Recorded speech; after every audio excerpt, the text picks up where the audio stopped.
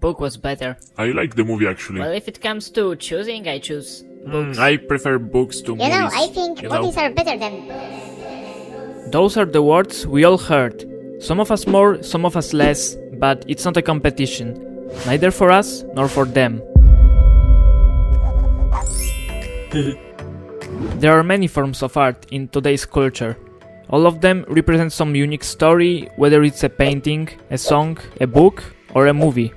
The last two usually bring the most sophisticated stories. Their form of being gives them lots of leverage in this case. That's why we compare them all the time, saying that one is better than the other. But have you ever wondered if this comparing has any ground, any reason, any justification? Let me tell you what I think. Book. A storyteller which uses just words. Consumers through reading can run away to an imagined alternative world which is explored in the book's events. The world that's been precisely thought through and then described by its author. An author who had their own unique vision. And the word vision is very important here. Then there is a movie. A storyteller which creates stories using a moving image and a sound. Well, back in the day it was just an image, but it evolved just fine. All the stories, the whole worlds are demonstrated for us by an image, so we can sit back, relax and get to know the story in a lazy way. I'm not saying it's bad, it's just characteristic of a movie. And this way we explore the director's vision. Wait, studio's vision. Wait, the screenwriter's vision. The production designer's vision. So, whose vision is that? Well, that's the case where books' leverage is hidden, but it's very huge. Author's vision. In books, it's very simple to tell whose vision has been put on paper. There's usually one author, sometimes two, well, mostly three authors.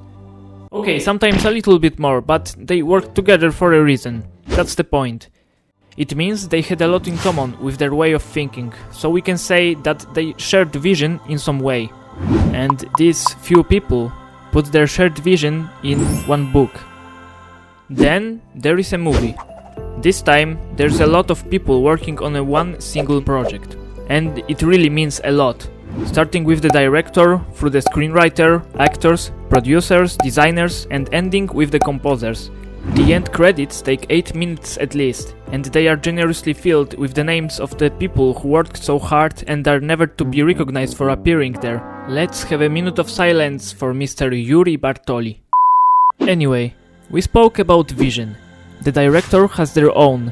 The studio may want something else. The designer's interpretation may be a little bit off director's tracks. All the actors' vision, image of their characters may also differ from everybody else's vision about things. We all have a different way of thinking, of seeing things, of imagining. There are no two identical minds. That's what makes us individuals. Having all these differences in the ways of thinking of those hundreds, even thousands of people, it becomes very, very, very hard in creating a movie which is just consistent and proper in its way. I always take a second to pay my respects when I finish watching something beautiful and solid, just one of a kind.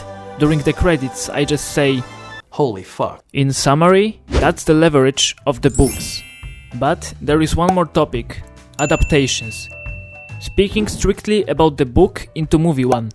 Comments like, book was better are very, very common. Like really fucking common. And they mostly are actually not wrong. However, I want you to have a little understanding in this case, as soon as you hear what I have to say. Every movie is a business, an investment of some kind. It's easier to gather viewers when the movie or the TV show or some shit has got something in the title that's got public's attention before. Filmmakers adapt something worth adapting, for them at least, which means a good book. Something that already has got some fans, the more the better, which means they have no choice but adapt something good. And this, the good book, usually comes from just one author with just one way of thinking and one way of storytelling. When we come across something adapted, there are two dimensions of evaluation: quality of the movie itself and quality of the movie as an adaptation. About the movie itself we spoke already. We expect something consistent in both visual and audio. and in storytelling as well. About the movie as an adaptation, well, that's the part where all the fans of the books take their action. They already had their own image as they have their own brains, and nothing's wrong with that. As well as nothing's wrong with the fact that they get disturbed when the world that's been shown for them is just different and not right, because it differs from their imagination. It's also common that the movie changes something in a book's story, or maybe lots of things, or maybe nothing, but the last one I never experienced. They do all this so the readers can also have fun watching, be surprised with something, not bored with exploring the same story again, or the same characters again. Do you realize how hard it is to make it subtle enough not to cause controversy and in the same time interesting enough to keep them awake? On the other side, there are viewers who have never read the story and deserve to learn it at its best. That's where a movie also becomes some kind of advertisement for a book. Book itself deserves a good promotion and unfortunately doesn't always get it. So whose fault is all this? It's no one's fault.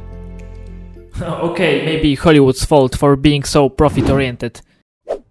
When it comes to adaptations, the story is ready from the beginning, but believe me, it's not as easy as it seems. It's so fucking hard. As hard as making a movie, as hard as writing a good book. But we cannot say that the books are better than movies. There are both bad books and good movies, and vice versa. And let's just stick with it, okay? Thank you for watching, and have a great day. Bye.